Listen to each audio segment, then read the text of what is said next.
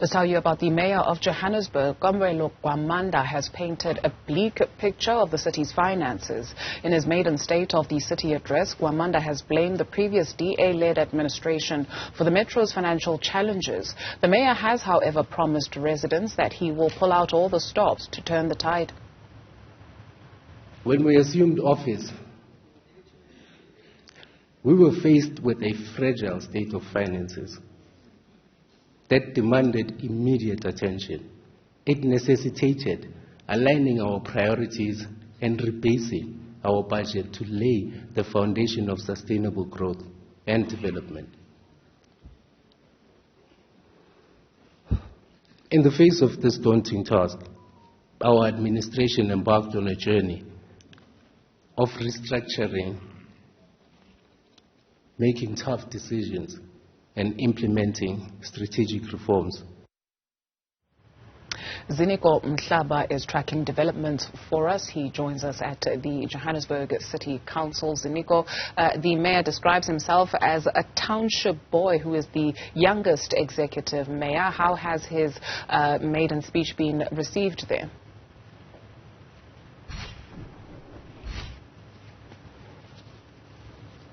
That was a very, very strategic move, if I can tell you, Duduzile, the mayor, taking us into his background in terms of his growth, also acknowledging the fact that he understands the plight of people from the township. So we spoke to the IFP immediately after his speech. The IFP basically told us that what the mayor was actually delivering here is something that the previous administration actually started working on. So he's saying there was nothing new. However, the voting bloc that supports the mayor is actually very happy with their sentiments. We'll try to grab them as soon as we can. But let's get a sense from an independent voice right now, someone who works the ground, who has seen it all, but also was observing the proceedings throughout that speech, which was delivered by Mayor Gwamanda.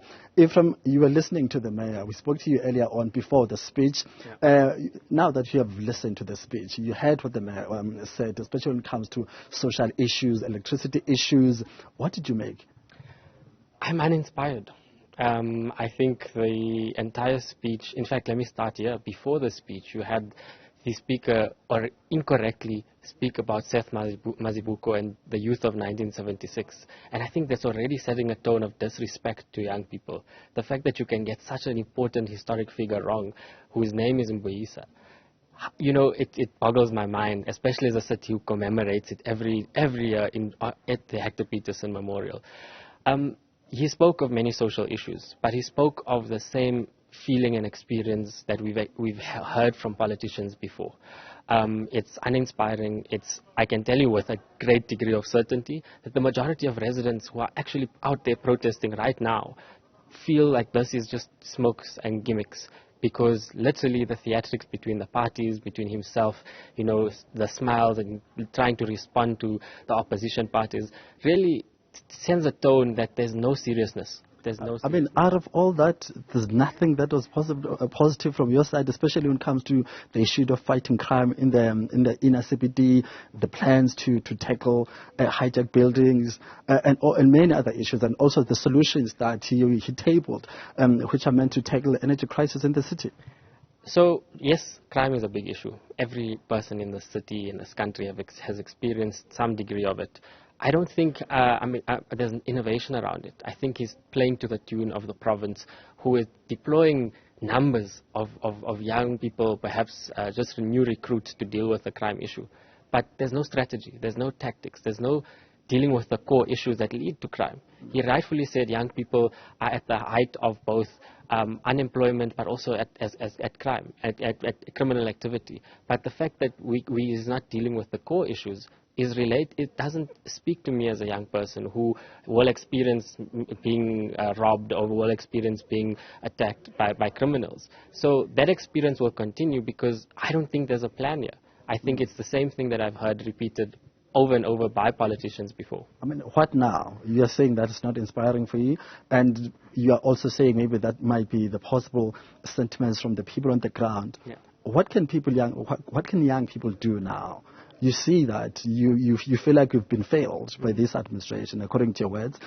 should that be the case, should that be the voice, should that be the sentiment of everyone, especially in townships, what can you guys do on the ground going forward? I think from a civil society angle, we need to think more deeper about what accountability looks like, so that any official who takes office, both at the administrative level and the political, must be held accountable for actions and inactions that they've taken, because this is a big budget, right? And I think as a young person, we're at the point where we need, he used the word reimagine politics, but nothing here is reimagined. And I would argue that we as the young people need to reimagine that. We need to build a new way of doing things. And for us as the National Youth Coalition, as the Kathrada Foundation, is going to be exploring new ways of citizen accountability, so that every single institution can be held accountable and give us an update on what they're doing to provide for citizens. But has civil society been playing its part? Because we know that politicians sometimes rely on each other to be held accountable. Yeah. But previously, I mean, you have a background with the Ahmed Kathrada Foundation, so you definitely know the avenues people can use to hold government accountable. So do you think civil society has been doing its part in terms of making sure that you express decisively and openly all the frustrations of the people you represent on the ground to these politicians, so that they're able to act and do things right? Have you done your part? What have been the failures of civil society in a nutshell? Good question. I think civil society we've seen the importance of their role even up until the Zondo Commission not too long ago. At a local government level, I think we're finding that because of these new emerging crises of municipalities going defunct and of coalition politics, civil society is equally grappling with the fact that we need to think of new ways on how we do this. And I can tell you that new waves are coming, because in the last few weeks, I've been sitting in a number of activations that said we need to think new. Okay, thank you very much, my brother, for your time. Those are the sentiments of a youth activist busy here in the city of Johannesburg. He was listening to it, but he was just saying he's not impressed. There's nothing new. He feels very disappointed. But later on, you'll get a sense from other political parties, especially those who are not on the side of the voting bloc when it comes to electing the mayor. That's it from us for now. Ziniko, Mhlaba, thank you very much for that.